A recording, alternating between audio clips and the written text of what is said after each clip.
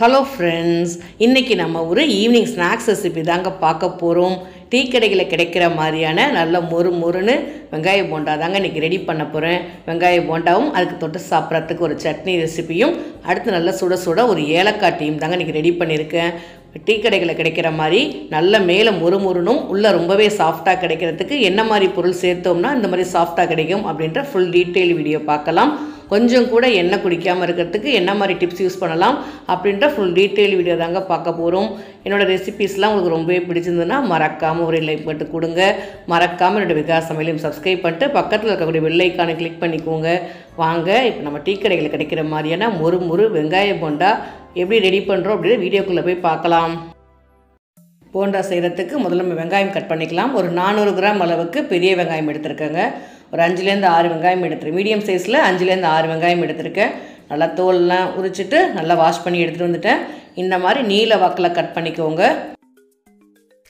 வெங்காயம் நிறைய போட்டால் தாங்க போண்டா ரொம்பவே நல்லாயிருக்கும். அதனால் ஒரு 400 கிராம் அளவுக்கு வெங்காயம் சேர்த்துருக்கேன். ஒரு 5லேருந்து 6 பச்சை மிளகா இந்த மாதிரி நல்லா பொடியாக கட் பண்ணி எடுத்துக்கோங்க. காரத்துக்கு பச்சை மிளகா மட்டும்தாங்க. அடுத்து கொஞ்சமாக தான் நம்ம தனி மிளகாத்தூள் சேர்க்க போகிறோம். அடுத்து பார்த்திங்கன்னா அதுக்கு முக்கியமாக கொத்தமல்லி எடுத்துக்கோங்க. நல்லா ஒரு கைப்பிடி நிறைய கொத்தமல்லி நல்லா வாஷ் பண்ணிவிட்டு இந்த மாதிரி நல்லா பொடியாக கட் பண்ணி எடுத்துக்கோங்க. இந்த கொத்தமல்லி பார்த்திங்கன்னா சாப்பிட்றதுக்கு டேஸ்ட் ரொம்பவே நல்லாயிருக்கும். அடுத்து நம்ம வீட்டிலேருந்து கருவேப்பிலை பறித்து எடுத்துக்கலாம். வீட்டுக்கு கருவேப்பிலை போடும்போது ரொம்பவே வாசனையாக இருக்கும். அதனால் ஒரு 3லேருந்து ஒரு 4 கொத்து கருவேப்பிலை பறித்து எடுத்துக்கிறேன். இப்போ நம்ம போண்டாவுக்கு மாவு மிக்ஸ் பண்ணிக்கலாம். வெங்காயம் பார்த்திங்கன்னா நம்ம மெஷர் பண்ணிக்கலாம். மெஷரிங் கப்பில் 1 கப் அளவு வெங்காயம், அடுத்து 2வது கப் அளவுக்கு நறுக்கின வெங்காயம், அடுத்து 3வது கப் அளவுக்கு வெங்காயம் சேர்த்துக்கிறேன். சேர்த்துட்டு நறுக்கின பச்சை மிளகா ஒரு 5 பச்சை மிளகா பொடியாக கட் பண்ணி வச்சுருக்கேன், அதையும் சேர்த்துக்கலாம். அடுத்து ஃப்ரெஷ்ஷான கருவேப்பிலை சேர்த்துக்கோங்க. ஒரு 3லேருந்து 4 கொத்து கருவேப்பிலை சேர்த்துக்கிறேங்க. கலருக்காக 1/2 டீஸ்பூன் அளவுக்கு காஷ்மீரி மிளகாய் தூள் சேர்த்துக்கிறேன். காரத்துக்கு சேர்த்துக்கிங்கன்னா 1/2 டீஸ்பூன் அளவுக்கு மட்டும் தனி மிளகாய் தூள் சேர்த்துக்கோங்க. இந்த வனஸ்பதி போடும்போது தாங்க நமக்கு டீ கடைகள் அந்தளவுக்கு டேஸ்ட்டான போண்டா கிடைக்கிது. அதனால் இன்றைக்கி நானும் வனஸ்பதி சேர்த்து தாங்க இன்றைக்கி போண்டா ரெடி பண்ணியிருக்கேன். இந்த மாதிரி 2 டேபிள் ஸ்பூன் அளவுக்கு வனஸ்பதி சேர்த்துக்கிறேன். ஒரு 3/4 டீஸ்பூன் அளவுக்கு கறி மசால் தூள் சேர்த்துக்கோங்க. சக்தியில் வரக்கூடிய கறி மசால் தூள், 1 டீஸ்பூன் அளவுக்கு சோம்பு, 1/2 டீஸ்பூன் அளவுக்கு ஜீரகம், ஒரு 1/4 டீஸ்பூன் அளவுக்கு பெருங்காயத்தூள் சேர்த்துக்கோங்க. அடுத்து பார்த்திங்கன்னா 1 டீஸ்பூன் அளவுக்கு டேபிள் சால்ட் சேர்த்துக்கலாம். நம்ம மாவெல்லாம் மிக்ஸ் பண்ணிவிட்டு கடைசியாக டேஸ்ட் பண்ணி பார்த்துக்கலாம். நல்லா நறுக்கின கொத்தமல்லி சேர்த்துக்கோங்க. சேர்த்துட்டு நல்லா மிக்ஸ் பண்ணிக்கோங்க. தண்ணியெல்லாம் சேர்க்கக்கூடாது, வெங்காயத்துலேயே தண்ணி விட்டு வரும். அதனால் வனஸ்பதி, வெங்காயம், பச்சை மிளகா, கொத்தமல்லி, கருவேப்பிலை, சோம்பு, ஜீரகம் எல்லாமே சேர்த்து நல்லா மிக்ஸ் பண்ணிக்கோங்க. இந்த ஸ்டேஜ்லேயே ஒரு 1/2 டேபிள் ஸ்பூன் அளவுக்கு இஞ்சி பூண்டு பேஸ்ட்டு சேர்க்கணுங்க. நான் இது வீடியோ பார்த்திங்கன்னா அது கடைசியில் வந்துடும். ஆனால் நீங்கள் இந்த ஸ்டேஜ்லேயே ஒரு 1/2 டேபிள் ஸ்பூன் அளவுக்கு இஞ்சி பூண்டு பேஸ்ட்டு சேர்த்திங்கன்னா வாசனை ரொம்பவே சூப்பராக இருக்கும். அடுத்து மெஷரிங் கப்பில் 1/4 கப் அளவுக்கு அரிசி மாவு சேர்த்துக்கிறேன். அடுத்து மெஷரிங் கப்பில் 1/2 கப் அளவுக்கு மைதா மாவு சேர்த்துக்கலாம். இந்த மைதா மாவு சேர்த்து தாங்க போண்டா போடுறாங்க. ரொம்பவே அந்த டேஸ்ட்டு ரொம்ப நல்லா இருக்குது. நமக்கு மைதா மாவுனே தெரியாது, அந்த மாதிரி இருக்கும். மாவில் தண்ணியெல்லாம் சேர்க்க வேண்டாம். இந்த மாதிரி நல்ல வெங்காயத்தில் இருக்க தண்ணியே போதும். முதல்ல நம்ம மிக்ஸ் பண்ணி பார்த்துட்டு அதுக்கப்புறம் தேவைன்னா நம்ம தண்ணி சேர்த்துக்கலாம்.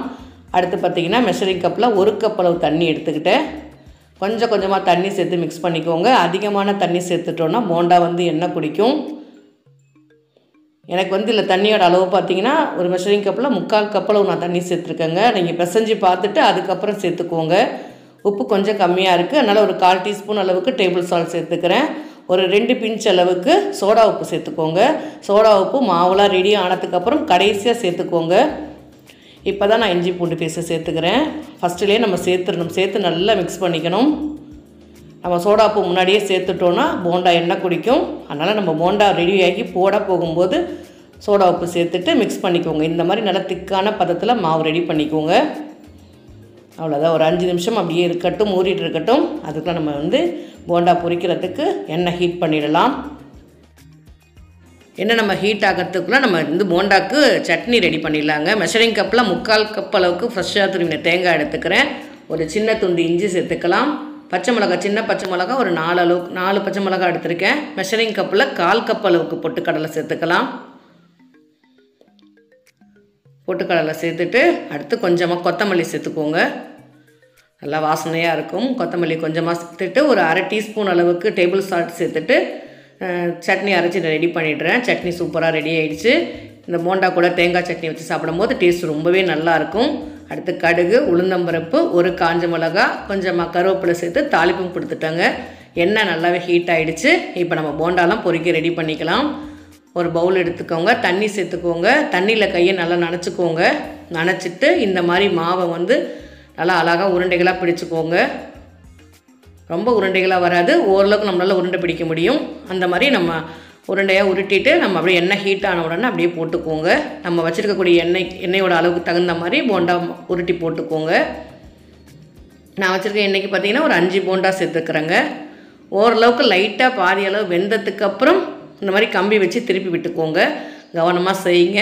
நான் போண்டா கொஞ்சம் பெரிய பெரிய சைஸில் இருக்குது, அதனால் நம்ம கொஞ்சம் பார்த்து கவனமாக ரெடி பண்ணிக்கோங்க. இந்த மாதிரி ஒன்று ஒன்றா எல்லா பக்கமும் திருப்பி விட்டு வேக வச்சுக்கோங்க. நமக்கு உள்ளே இருக்கக்கூடிய வெங்காயம் நல்லாவே வெந்து வரணும். அப்போ தான் நமக்கு போண்டா டேஸ்ட் நல்லாவே எடுத்து கொடுக்கும். பாதி அளவுக்கு வெந்ததுக்கப்புறம் மீடியம் ஹீட்டில் வச்சு நல்லா பொரித்து எடுத்துக்கோங்க. இந்த மாதிரி நமக்கு நல்லா மேலே மொறுமொறணும், உள்ளே ரொம்பவே சாஃப்டான வெங்காய போண்டா அட்டகாசமாக ரெடி ஆயிடுச்சுங்க. இந்த மாதிரி கொஞ்சம் கூட எண்ணெயும் குடிக்காது. நான் அப்படியே பிளேட்டில் எடுத்து வச்சுட்டேன். திருப்பி அடுத்த பேட்ச் நம்ம பொரித்து எடுத்துக்கலாம். தண்ணியில் கையை நனைச்சிட்டு அந்த மாதிரி சின்ன சின்ன அடுத்த பேட்ச் பொரிக்கும் போது மறுபடியும் எண்ணெய் நல்லா ஹீட் பண்ணிவிட்டு போடுங்க. எண்ணெய் ஹீட்டாக இருந்தால் தாங்க போண்டா எண்ணெய் குடிக்காமல் வரும். நல்லா ஹை ஃப்ளேமில் வச்சு வேக வச்சுக்கோங்க. பாதி அளவு வெந்ததுக்கப்புறம் திருப்பி விட்டுக்கோங்க. நல்லா பாதி அளவு வெந்ததுக்கப்புறம் மீடியம் ஃப்ளேமில் வச்சு கிட்டத்தட்ட ஒரு 4லேருந்து 4.5 நிமிஷம் வேக வச்சுக்கோங்க. அப்போ தான் நமக்கு வெங்காயம் நல்லா வெந்து கிடைக்கும். இந்த மாதிரி நல்லா மொறுமொறுன்னு அட்டகாசமாக வெங்காய போண்டா சூப்பராக ரெடி ஆயிடுச்சு ஃப்ரெண்ட்ஸ். நான் இந்த மாவோட அளவுக்கு பார்த்திங்கன்னா கிட்டத்தட்ட ஒரு 15 போண்டா நமக்கு கிடச்சிருக்குதுங்க. வாங்க இப்போ நம்ம போண்டா சாப்பிட்டு பார்க்கலாம், எப்படி இருக்குதுன்னு பார்க்கலாம். நல்லா சுட சுட 2 வெங்காய போண்டா எடுத்து வச்சுட்டேன். நல்லா ஒரு தேங்காய் சட்னி, கெட்டி சட்னியும் எடுத்து வச்சுட்டேன். அடுத்து பார்த்திங்கன்னா இன்றைக்கி ஏலக்காய் டீ தாங்க ரெடி பண்ணியிருக்கேன். நல்லா சூடான ஏலக்காய் டீயும் ரெடி பண்ணிவிட்டேன். சாயந்தரம் ஸ்கூல் விட்டு வரும்போதோ ஆஃபீஸ் விட்டு வரும்போதோ நம்ம வரவங்களுக்கு இந்த மாதிரி நம்ம அட்டகாசமாக ஒரு ஸ்நாக்ஸ் ரெடி பண்ணி கொடுத்தோன்னா நல்லாவே விரும்பி சாப்பிடுவாங்க. டேஸ்ட்டும் ரொம்பவே நல்லாயிருக்கும். வாங்க இப்போ எப்படி இருக்குன்னு உடச்சி காமிக்கிறேன். இந்த மாதிரி உள்ளே ரொம்பவே சாஃப்டாக இருக்குது. வெங்காயம்லாம் நல்லா வெந்து நிறம் மாதிரி இருக்குது பாருங்கள். வெறும் போண்டாவே சாப்பிட்லாங்க. டேஸ்ட் ரொம்ப நல்லாயிருக்கும். இன்னும் சட்னியோடு சேர்த்து சாப்பிடும்போது நல்லா ஃபில்லிங்காக இருக்கும். என்னோடய ரெசிபி பிடிச்சிருந்ததுன்னா மறக்காமல் ஒரு லைக் மட்டும் கொடுங்க ஃப்ரெண்ட்ஸ். நீங்களும் ட்ரை பண்ணி பாருங்கள். ட்ரை பண்ணி பார்த்துட்டு உங்களோட கமெண்ட்டை பதிவு பண்ணுங்கள். மறக்காமல் என்னோட விகாஸ் சமையலை சப்ஸ்கிரைப் பண்ணிட்டு பக்கத்தில் கூட பெல் ஐக்கானை கிளிக் பண்ணிக்கோங்க. தேங்க்யூ.